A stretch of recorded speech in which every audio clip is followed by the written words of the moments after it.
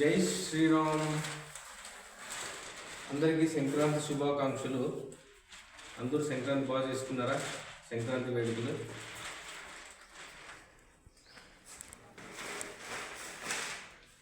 మనది సనాతన హిందూ ధర్మం.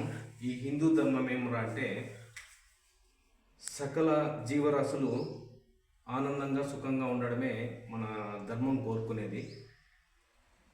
ఈ 2026కు రాష్ట్రీయ స్వయం సేవక్ సంఘ్ ఏర్పడి 100 సంవత్సరాలు అయిపోతుంది.